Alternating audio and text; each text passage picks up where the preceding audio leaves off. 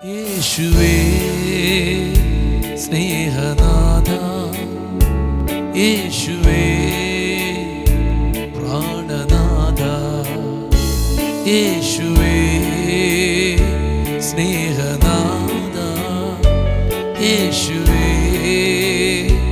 പ്രാണനാഥ. അങ്ങുറങ്ങാത്തതെന്ന്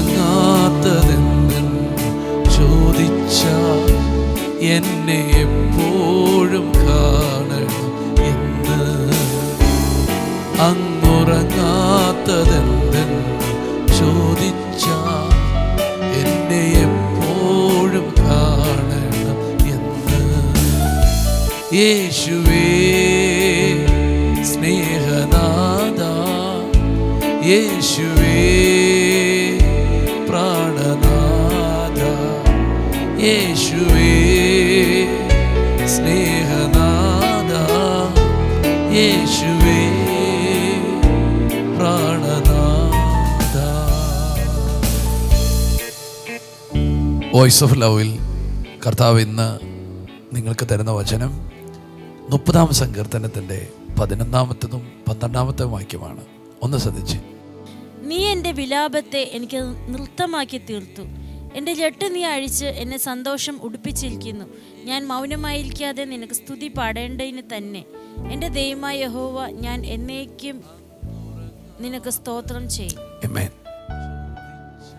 ഈ വചനം എത്ര സമയമാണ് നമ്മെ ജീവിപ്പിച്ചതല്ലേ. നീ എൻ്റെ വിലാപത്തെ നൃത്തമാക്കി തീർത്തു, നീ എൻ്റെ രട്ട് അഴിച്ച് എന്നെ സന്തോഷം ഉടുപ്പിച്ചു. അപ്പം ദൈവം നമ്മുടെ വിലാപങ്ങളൊക്കെ നൃത്തം ചെയ്യുന്ന വിഷയമാക്കി മാറ്റി.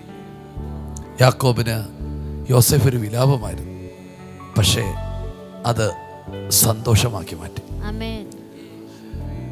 ഈ മൊർദെഖായിക്ക് എസ്തർ ഒരു വിലാപമായിരുന്നു, പക്ഷെ ദൈവം അതേ എസ്തറിനെ ഒരു സന്തോഷ വിഷയമാക്കി മാറ്റി.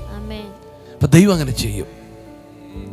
പക്ഷേ ദൈവം നമ്മുടെ ജീവിതത്തിൽ ചെയ്യുന്ന ഈ അസാധാരണമായ കാര്യങ്ങൾ എന്തിനാണ്? അതിൻ്റെ തൊട്ട് താഴെ പറയാം, ഞാൻ മൗനമായിരിക്കാതെ നിനക്ക് സ്തുതി പാടേണ്ടതിന് തന്നെ. അപ്പൊ ദൈവം നമ്മെ വിടുവിച്ചത് എന്തിനാ? ദൈവം നമ്മെ രക്ഷിച്ചത് എന്തിനാ? ദൈവം നമ്മെ അനുഗ്രഹിച്ചത് എന്തിനാ? അതിൻ്റെ പിൻപിലെല്ലാം ദൈവത്തിന് വ്യക്തമായ ഒരു ഉദ്ദേശമുണ്ട്. അത് അനേകർക്കൊരു അനുഗ്രഹമാകാനും, അത് അനേകർക്കൊരു നന്മയാകാനും, നന്ദിയുള്ളൊരു ജീവിതം നയിക്കാനും, അനേകർക്കൊരു അടയാളമാകാനും ഒക്കെയാണ് ദൈവം ഇതെല്ലാം ചെയ്യുന്നത്. സ്തോത്രം. അപ്പോൾ ഓരോ അത്ഭുതങ്ങളുടെ പിൻപിലും വിടുതലിൻ്റെ പിൻപിലും ദൈവം എന്താണ് ഉദ്ദേശിക്കുന്നതെന്ന് നിങ്ങൾ ആരായണം. ഹല്ലേലൂയ. ഞാൻ മൗനമായിരിക്കാതെ അങ്ങ് എപ്പോഴും സ്തുതിക്കേണ്ടതിന് നീ എൻ്റെ വിലാപത്തെ നൃത്തമാക്കി എൻ്റെ രട്ടഴിച്ച് സന്തോഷം ഉടുപ്പിച്ചു. അപ്പം അങ്ങനെയാണെങ്കിൽ ഇപ്പോൾ വിടുതൽ നിങ്ങൾക്ക് ലഭിച്ചില്ലെങ്കിൽ വിടുതൽ കിട്ടുന്നതിന് മുമ്പേ ഒരു തീരുമാനം എടുക്കാം. ദാവീദ് പറഞ്ഞു, ഞാൻ യഹോവയെ എല്ലാ കാലത്തും വാഴ്ത്തും, അവൻ്റെ സ്തുതി എപ്പോഴും എൻ്റെ നാവിന്മേലിരിക്കും. ആ ഇബ്രായ ബാലന്മാർ പറഞ്ഞത്, ഈ ദൈവം ഞങ്ങളെ വിടുവിച്ചാലും ഇല്ലെങ്കിലും സ്തോത്രം. അപ്പം ഞാൻ നിങ്ങളെ ഓർപ്പിച്ച് ബലപ്പെടുത്തുന്നത്, ദൈവം വലിയ കാര്യങ്ങളെ ചെയ്യും. നിങ്ങളുടെ അബദ്ധങ്ങളെ അത്ഭുതമാക്കും, നിങ്ങളുടെ പരാജയങ്ങളെ ജയമാക്കും.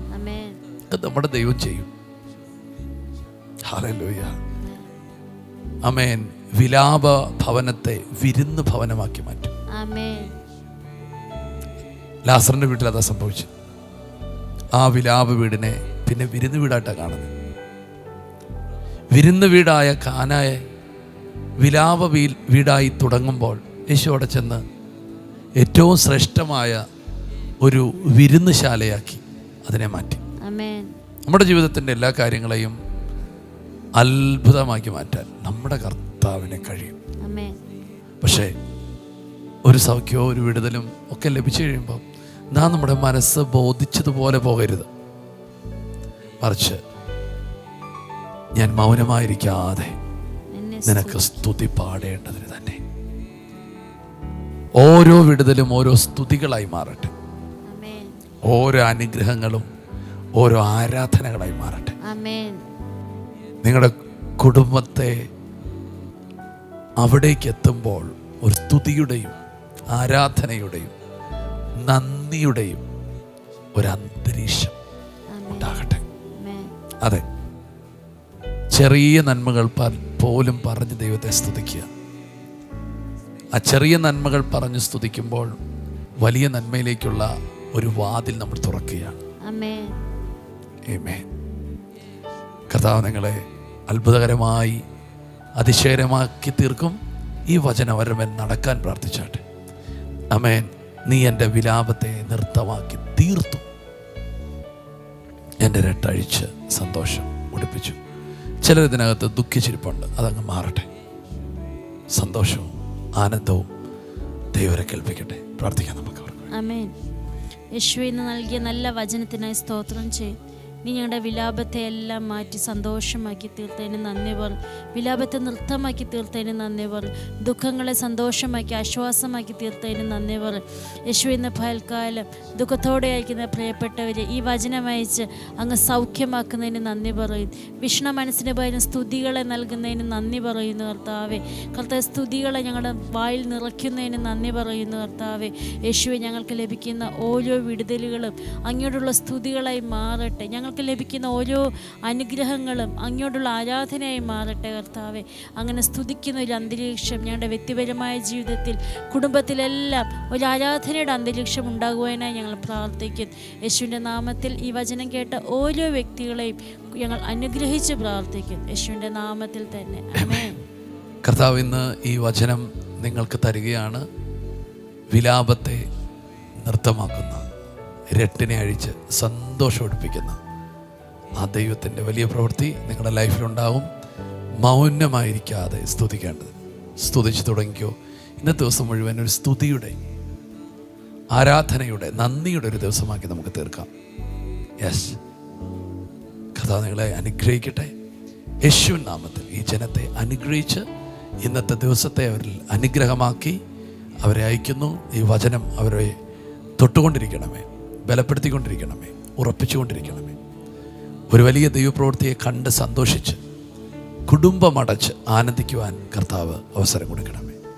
അനുഗ്രഹിക്കുന്നു, ഞങ്ങൾ ബ്ലസ് ചെയ്യുന്നു യേശുവിൻ നാമത്തിൽ. സന്തോഷത്തോടെ ഇന്നത്തെ ദിവസത്തെ എതിരേൽക്കാം. ദൈവം കൂടെയുണ്ട്. God bless you. ഷലോം.